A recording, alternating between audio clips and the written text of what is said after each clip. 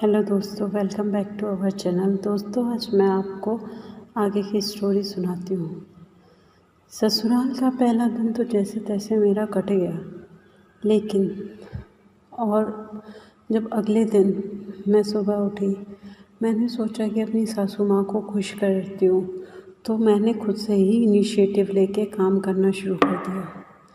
लेकिन शायद दोस्तों वो मेरी पहली गलती थी जो मैंने की। उस समय वो खुश तो हो गई, लेकिन उसके बाद उनका टॉर्चर मेरे लिए और बढ़ गया। उन्होंने मुझे कभी खाली नहीं बैठने दिया। जब भी मैं पढ़ने के लिए बैठती, वो कुछ ना कुछ काम लेके आ जाती, जैसे कि वो चाहती ही नहीं थी कि मैं आगे बढ़ूं, मैं कुछ इंडिपेंडेंटली करूं। उसके बाद 3 महीने बाद हमारे घर में एक गुड न्यूज़ ने दस्तक ली। मैंने सोचा शायद अब तो मेरी लाइफ में चेंज आएगा, शायद अब तो ये लोग खुश हो जाएंगे, पर ऐसा कुछ नहीं हुआ। इवन मेरी सास, जिसको मुझे सपोर्ट करना चाहिए था, उन्होंने मुझे बोला कि ये बहुत जल्दी कर लिया, तुम इतने पढ़े लिखे होने के बाद भी ये चीज़ें कर रहे हो, तुमने एक बार भी नहीं सोचा कि तुम्हें आगे जॉब करनी है या पढ़ना है। उस समय वो चीज़ें कहाँ गई थी जब मैं पढ़ने बैठती थी और आप मेरे सामने काम का पोटरा खोल देते थे। दोस्तों, टॉर्चर, मेंटल टॉर्चर मैं थक चुकी थी सहन करते करते। जैसे तैसे सहन कर रही थी। कोई दिन ऐसा नहीं जाता था जो कलेश ना हो घर में, जब मुझे ताने ना दिए जाते हों। दोस्तों, मुझे पता है मैं कितना रोती थी। मैं हमेशा रोती रहती थी कि मुझे यहाँ नहीं रहना, मुझे अपने घर जाना है, मैं नहीं रह सकती यहाँ पे।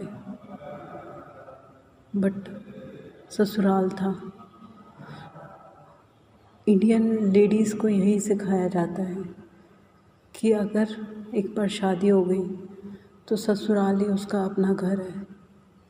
लेकिन दोस्तों, मुझे आज तक ये समझ नहीं आया उसका असली घर क्या है। जब एक बेटी अपने मायके को छोड़ के आती है, वो उसका घर छूट जाता है, ससुराल को आके अपनाती है, लेकिन सास बोलती है ये पराया घर है, तुम्हें नहीं पता है पराए घर में कैसे रहना है, किस तरह के संस्कार अपनाने हैं। तो दोस्तों, समझ में ही नहीं आता कि कौन से घर को अपना कहें। जैसे तैसे टाइम बीता, 9 महीने हो गए। 9 महीने के बाद दोस्तों, आप इमेजिन भी नहीं कर सकते, जब मेरी डिलीवरी के पूरे दर्द थे, 24 घंटे जो मुझे रहे, उसमें भी मैंने काम किया। लेकिन मेरी सासू माँ को उस पल भी मेरे ऊपर तरस नहीं आया। उनको पता था इसको पेन हो रहा है, उसके बाद भी उनके ताने कम नहीं हुए। जैसे तैसे मेरा बच्चा का जन्मा, मेरे मन में खुशी उठी, एक नई उमंग आई। लेकिन उनसे मेरी खुशी बर्दाश्त भी नहीं हुई। वो बोलते हैं ना दोस्तों, 1 महीना जो एक औरत का होता है, जिसमें उसको फुल रेस्ट चाहिए होता है, खुशी दी जाती है, मैंने बेड में रो रो के काटा था, ताने सुन सुन के काटा था। कभी तो मन करता था इस ज़िंदगी से तो अच्छा है कि मैं मर ही जाऊँ। दोस्तों, ये फीलिंग मैंने अपने ब्रदर के साथ भी शेयर की। वो भी मेरे को लेके स्ट्रेस आउट हो गए। पर मेरी मम्मी पापा थोड़े ओल्ड हैं, तो मैं उनको ज़्यादा तकलीफ़ नहीं देना चाहती थी, सहती रही। फिर 3 महीने बाद दोस्तों, आप मानोगे, मैं और मेरे हस्बैंड, हम लोगों को वो घर छोड़ना पड़ा सिर्फ सास की वजह से। और बात क्या थी, सिर्फ जो छाछ होती है उसको मैंने गिरा दिया था, वो भी भैंस, जो भैंस होती हैं उनके चारे में। जस्ट बिकॉज ऑफ दैट दोस्तों मुझे अपने 3 महीने के उस बच्चे को लेके अपने रिलेटिव के घर रहना पड़ा। आप सोच भी नहीं सकते क्या बीतती होगी हम लोगों पे।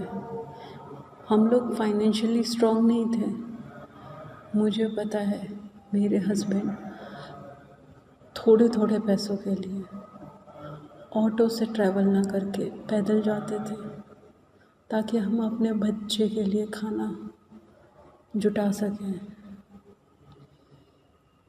मैं आपको उस सिचुएशन को बयान नहीं कर सकती दोस्तों कि मैंने क्या सहा है अपनी लाइफ में, और मैं आज तक वही सहती आ रही हूँ, क्योंकि मैं नहीं चाहती कि मेरे हस्बैंड मेरे मदर फादर से अलग रहें, ताकि कोई दूसरा ये आके ना बोले देखो कैसी बहू है, देखो इसकी मम्मी पापा ने कैसे इसको संस्कार दिए, यह अपनी सास ससुर की सेवा भी नहीं कर सकती। पर दोस्तों एक चीज़ बोलना चाहती हूँ, हर बहू गलत नहीं होती। हर बहू सहन करती है अपने पेरेंट्स के लिए, बट इसका ये मतलब तो नहीं कि उसके अंदर दिल नहीं है, उसके अंदर फीलिंग्स नहीं है। दोस्तों मैं आखिर में आप लोगों को यही बोलना चाहूँगी, अगर मैं कहीं पे गलत हूँ तो प्लीज़ मुझे कमेंट करके लिखिए, कमेंट बॉक्स में कमेंट डालिए। और अगर आपको मेरी स्टोरी अच्छी लगी हो तो please like and share my video. Thank you दोस्तों।